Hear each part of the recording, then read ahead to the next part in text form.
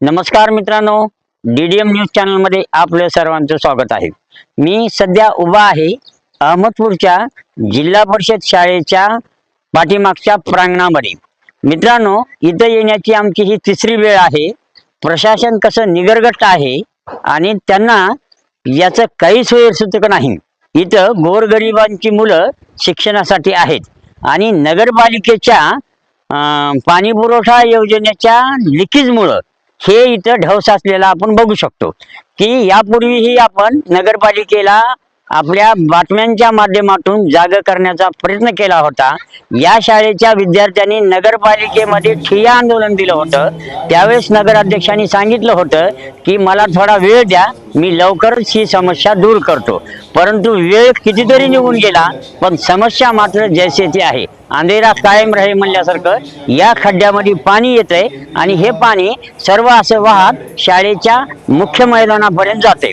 आता 15 ऑगस्ट अवघ्या 2-3 दिवसावर येऊन ठेपलेला आहे। आपण भारताचा स्वातंत्र्य दिन साजरा करणार आहोत। अशा वेळेस सुद्धा या विद्यार्थ्यांना अशा या खड्ड्यातील पाण्यातून वाट काढत इथल्या शाळेचा हा सर्व जो काही दैनंदिन दिनक्रम आहे विद्यार्थ्यांचा तो करावा लागणार आहे। आपण बघू शकता की हा असा वाहत गेलेला खड्डा पार पुढे जिथं ध्वजारोहण केलं जातं, सार्वजनिक ध्वजारोहणाचं जे मुख्य ठिकाण आहे या मैदानातील, आपण बघू शकतो हा नाला वाहत असा त्या मुख्य मैदानाकडे जातो आणि बरेच विद्यार्थी इथं खेळतात। सकाळी शिक्षक येण्याच्या आधी हे विद्यार्थी आपण बघू शकतो इथं येऊन थांबलेले आहेत। असे विद्यार्थी खड्ड्यात पडून त्यांचा अपघात होऊ शकतो, हेही आपण मागे सांगितलेलं आहे। त्याचबरोबर हा लिकेज नगरपालिकेला सापडत नाही, हे दुर्दैव आहे। सर्वात म्हणजे काय झाले, नगरपालिकेचा कारभार की रोग म्हशीला आणि इंजेक्शन बखालीला असं झालेलं आहे। त्यांनी 2-3 वेळेस आतापर्यंत इथला हा खड्डा बुजवण्यासाठी हे पाणी जे वाहून येतंय ते थांबवण्यासाठी प्रयत्न केले, पण त्यांना काही हे लिकेज सापडत नाही आणि पाणी काही यायचं थांबत नाही। असं हे दुष्चक्र या जिल्हा परिषद शाळेच्या ठिकाणी चालू आहे। इथल्या शिक्षकांनी वारंवार नगरपालिकेला निवेदन दिलेलं आहे की या पाण्याचा आमच्या विद्यार्थ्यांना त्रास होतोय। इथं ये जा करताना विद्यार्थ्यांना वर्गात जाताना असं उड्या मारत किंवा काहीतरी फरशी वगैरे ठेवून इथून त्यांना मार्ग काढावा लागतोय आणि हे विद्यार्थी शिक्षक येण्याच्या आधी इथे खेळत असतात आणि हे पाणी मात्र वाहत आहे आणि हे वाहत पाणी फक्त त्याला वाट काढून दिलेली आहे आणि नित्य नियमाचा हा खेळ सुरू आहे।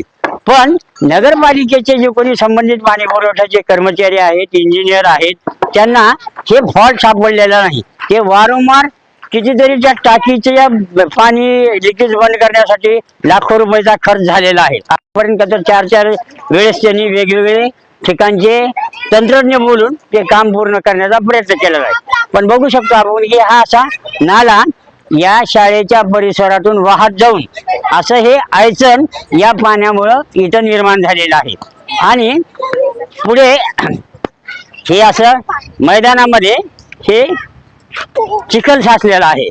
सर्व या पाण्यामुळं इथं दलदल निर्माण झालेली आहे। तरी पण पावसाळा नाही तरी हे असं चित्र या ठिकाणी म्हणजे पाऊस नसतानाच्या काळामध्ये सुरू आहे आणि पावसाळा असलं तर आपण समजू शकलो असतो की बाबा इथं पावसामुळे चिखल झाला आहे, दलदल झालेली आहे। परंतु हे नित्यनियमाचा भाग आहे।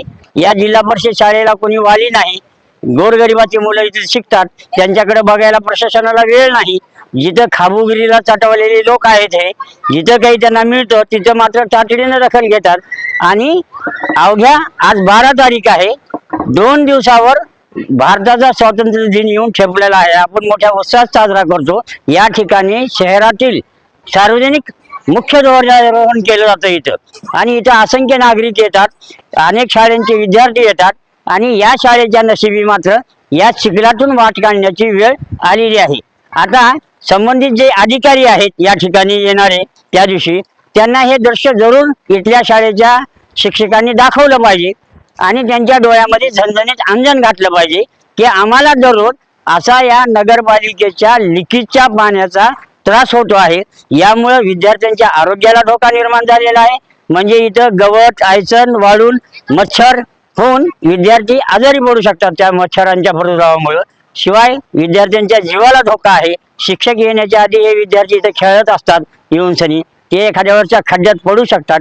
अशी ही सर्व अवस्था आहे. आपण बघू शकतो इकडे पुढे की हे कसं दलदल झालेली आहे या ठिकाणी.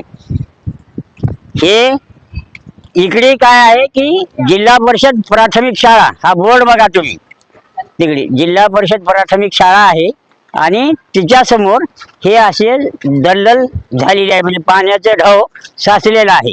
यातून आता इथे येणारे जे सार्वजनिक ध्वजारोहण नागरिक आहेत ते अशी वाट काढणार. या ठिकाणचे जे शिक्षक आहेत त्यांनी वारंवार निवेदन दिलेले आहेत. आपण जिल्हा परिषदचे जे इथले मुख्याध्यापक आहेत त्यांच्याशी संपर्क साधणार आहोत की त्यांनी किती वेळा या प्रश्नासाठी पाठपुरावा केलेला आहे आणि प्रशासनाचा कसा प्रतिसाद त्यांना मिळालेला आहे. प्रतिसाद म्हणण्यापेक्षा प्रश्न कायम आहे, तो काही निकाली निघालेला नाही आणि दररोजच्या त्रासाला समोर जायचं आहे. याची नगरपालिकेच्या अध्यक्षांना आश्वासन देऊन सुद्धा पूर्तता केलेली नाही. खेदानं दुर्दैवानं नमूद करावं लागते. तरी आता तरी तातडीने त्यांनी या बाबीकडे गांभीर्याने लक्ष द्यावं आणि गोरगरिबाच्या विद्यार्थ्यांना, इथल्या शाळेच्या लोकांना होणारा जो त्रास आहे तो दूर करावा अशी अपेक्षा आम्ही DDM न्यूज चॅनलच्या वतीने व्यक्त करत आहोत. शाळेचे मुख्याध्यापक काय म्हणतात तेही आपण बघूया. आपल्यासोबत जिल्हा परिषद प्रशालेचे मुख्याध्यापक गुंडरे सर आहेत. त्यांनी या शाळेमध्ये हा जो पाण्याचा त्रास आहे तो दूर करावा म्हणून नगरपालिकेला वारंवार निवेदन दिलेले आहेत. विद्यार्थ्यांनी ठिय्या आंदोलन सुद्धा नगरपालिकेमध्ये केलेलं होतं, तरीही हा प्रश्न मिटलेला नाही. माझ्यासोबत गुंडरे सर आहेत, आपण काय त्यांच्या भावना आहेत ते बघू. सर, काय म्हणता, हे पाण्याच्या त्रासाबद्दल तुम्ही पाठपुरावा करता पण प्रश्न अद्याप सुटलेला दिसत नाही. आता जवळपास 8-9 महिने होत आले पाणी हे असं चालू आहे शाळेच्या समोरून. विद्यार्थ्यांना त्रास आहे, विद्यार्थी आमचे आजारी सुद्धा पडले. आम्ही पाणी पुरवठा विभागाला, नगरपालिकेचाही संपर्क साधला, त्याच्यानंतर स्वच्छता विभागालाही संपर्क साधला. नालीचं पाणी त्याच्यामध्ये मिसळते म्हणून ते एकमेकावर ढकलतात. आमचं पाणी नाही, म्हणजे स्वच्छता विभागानं बघावं, कुणी म्हणते पाणी पुरवठा विभागानं बघावं. आणि अनेक वेळा वारंवार निवेदनं दिले, तिथं आंदोलन पण केलं विद्यार्थ्यांनी, तरीही काही परिणाम झाला नाही. आता काही अधिकारी आणि पदाधिकारी म्हणतात की हे खूप मोठं काम आहे आणि ते टेंडर सिस्टीमनं कोणाला तर दिले आणि ते मंजूर व्हायचे, असं म्हणूनच आता टोलवाटोलवी चालू आहे. म्हणजे प्रश्न काही सुटलेला नाही. आणि 15 ऑगस्ट एकदा 2 दिवसावर येऊन ठेपलेली आहे. इथं सार्वजनिक ध्वजारोहण होतो. आता ह्या चिखलातच तुम्ही करणार काय सर्व? हो, खूप अवघड समस्या आहे. आता कुणी ऐकूनच घ्यायला तयार नाही, त्याच्यामुळं अवघड आहे. आता हे जिल्हा परिषदेच्या शाळेमध्ये, आता इकडे जिल्हा परिषदेची शाळा भरते, आपण बघू शकता इथं प्राथमिक, आणि त्या शाळेचे मुख्याध्यापक गुरमे सर माझ्यासोबत आहेत. त्यांच्या विद्यार्थ्यांनाही खूप मोठा सर, काय सांगाल या त्रासाबद्दल? नगर परिषदच्या ज्या पाणी टाकीचं जे लिकेज आहे, त्या लिकेजचं पाणी वरून काय होतं की खाल्ल्या बाजूने येतं आणि आमच्या प्राथमिक शाळेच्या भिंतीच्या बाजूने पूर्ण पाणी साचतं. ते आम्ही काय केलेलं आहे, इकडल्या बाजूने काढलेलं आहे. आणि त्यामुळे काय होत होतं की आपला जो झेंड्याचा ध्वजारोहणाचा कट्टा आहे त्या पूर्ण बाजूने पूर्ण शाळेच्या समोर पाणी जात होतं. आपल्याकडं अंगणवाडी ते 1ली ते 4थीचे वर्ग आहेत. अंगणवाडीच्या लेकरांना, मुलांना येता येत नाही, म्हणून हे पाणी आपण इकडून काढलेलं आहे. आणि हेच पाणी पुढे जाऊन रस्त्याने काय होतं, खाली नालीमध्ये मिसळतं. ज्यावेळेस आपला चौक आहे, चौकापासून जे विद्यार्थी येतात ते पाण्यामध्येच येतात साहेब. आता पावसाचे दिवस आहेत, पण पाऊस 8 दिवस झालं पाऊस नाही. पण ज्यावेळेस पाणी असतं त्यावेळेस कंटिन्युअली पाणी हे वाहतं. ज्यावेळेस टाकीमध्ये पाणी पडलं की आमच्या इकडे पाणी व्हायला लागतं. आता बघता आपण की पाऊस कमी आहे, पाणी शहराला 8 दिवसाला पाणी पुरवठा, 15 दिवसाला पाणी पुरवठा होतो, पण इतकं हे पाणी वाया जातं, खूप वाईट वाटतं. आम्ही पत्र सुद्धा नगरपालिकेला दिलेले आहेत आणि त्याचं जे लिकेज काढायचंय त्याचं टेंडर मोठं आहे आणि टेंडर प्रक्रियेनं ते लिकेज काढलं जाणार आहे असं आपल्याला नगराध्यक्ष साहेबांनी सांगितलेलं आहे. बरोबर, म्हणजे इथं एकीकडं म्हणजे शहराला 15-15 दिवस पाणी पुरवठा होत नाही आणि लाखो लिटर पाणी वाया जाऊन या शाळेच्या विद्यार्थ्यांना, शिक्षकांना त्रास होतो आहे. सार्वजनिक ध्वजारोहण काही दिवसावर इथं होणार आहे, 1-2 दिवसामध्ये 15 ऑगस्टला. तर त्यावेळेस तरी नगराध्यक्षांनी तातडीने याची दखल घ्यावी आणि हा प्रश्न निकाल द्यावा. माझ्यासोबत या शाळेचे सतत प्रयत्न करणारे कदम सर आहेत. सर, आपण बराच वेळेस या प्रश्नाचा पाठपुरावा केलेला आहे, काय म्हणते नगरपालिका प्रशासन? काय नाही, काय म्हणणार आहे, डोळ्यात केर आणि कानात फुंकर.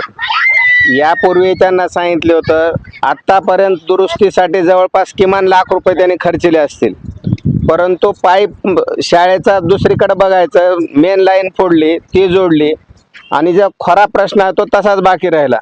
अद्यापही या पाण्याचा प्रश्न मिटलेला नाही. आता स्वातंत्र्य दिन आहे, स्वातंत्र्य दिनानिमित्त इथं ध्वजारोहणाला सगळे येतात, परंतु ही जर अवस्था बघितली तर वाईट वाटतं. विद्यार्थ्यांना अशा अस्वच्छ परिसरात राहावं लागतं.